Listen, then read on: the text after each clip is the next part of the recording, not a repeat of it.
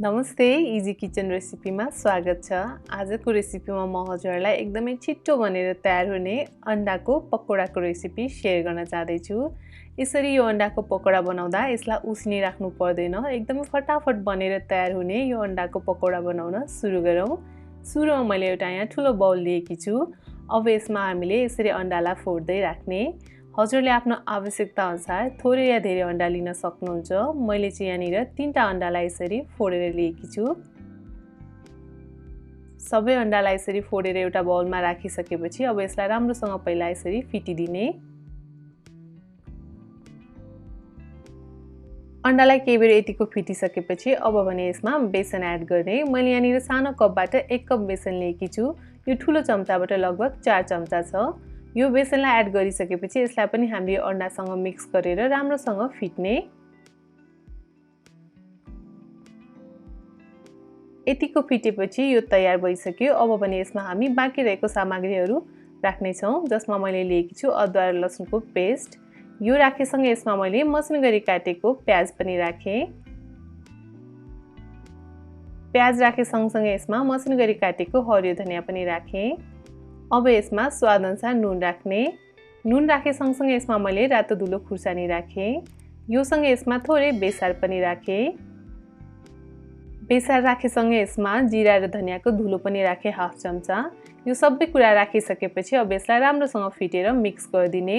यदि हजुरलाई एकदमै धेरै पिरो खान मन पर्छ भने चाहिँ हजुरले यसमा मसिनो गरी काटेर हरियो खुर्सानी पनि राख्न सक्नुहुन्छ।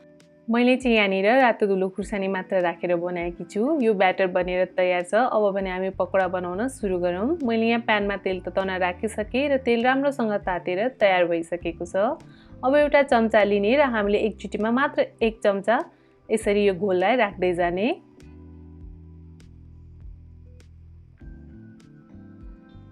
हजुरले यो पकोडा फ्राई गर्न राख्नु भएको भाँडामा कति अट्छ त्यही अनुसार राख्नु होला। एकदमै धेरै कोचामकोच गरेर नराख्नु होला, किनभने यसलाई फुल्न पनि दिनुपर्छ। आगोको हिटलाई मिडियम टु हाईमा राख्ने। अब यसलाई हामीले राम्रोसँग फ्राई गर्ने।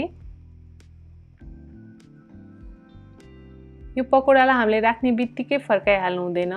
लगभग 1 मिनेट जति चाहिँ हामीले एक साइडबाट यसलाई पहिला पाक्न दिनुपर्छ।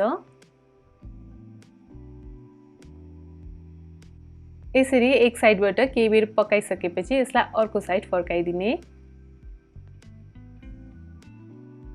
हेर्नुस् त एकदम मजाले फुलेको छ यो पकोडा। एकदमै सजिलो गरी बनेर तयार हुन्छ। यसलाई बनाउन धेरै टाइम पनि लाग्दैन। अब यसलाई हामीले अर्को साइडबाट पनि त्यसरी नै पकाउने र जबसम्म यो पकोडा पाकेर गोल्डन ब्राउन हुँदैन तबसम्म चाहिँ हामीले यसलाई पकाउनु पर्ने हुन्छ। बीच-बीचमा चाहिँ यो पकोडालाई हामीले फर्काउँदै गर्नुपर्ने हुन्छ। यसरी यो अन्डाको पकोडा बनाउनको लागि 2 देखि 3 मिनेट लाग्छ। हेर्नुस् त अर्को तर्फबाट पनि यो एकदमै मजाले गोल्डन ब्राउन भइसकेको छ। यसरी बनाएको यो अन्डाको पकोडा एकदमै क्रन्ची हुन्छ, बाहिरबाट पनि भित्रबाट एकदमै सफ्ट हुन्छ। दुवैपट्टिबाट यो अन्डाको पकोडा पाकेर गोल्डन ब्राउन भइसकेको छ। हेर्दै खाउ लाग्दो यो अन्डा पकोडा बनेर तयार पनि भइसकेको छ। अब यसलाई हामीले तेलबाट तारेर एउटा प्लेटमा निकाल्ने।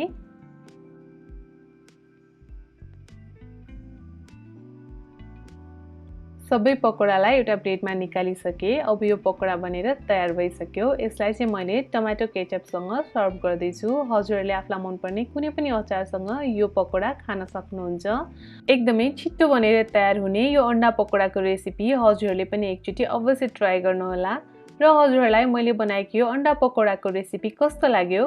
यदि मन परेमा मेरो भिडियोलाई लाइक गरिदिनु होला र आफ्नो साथीभाइहरूसँग शेयर पनि गरिदिनु होला।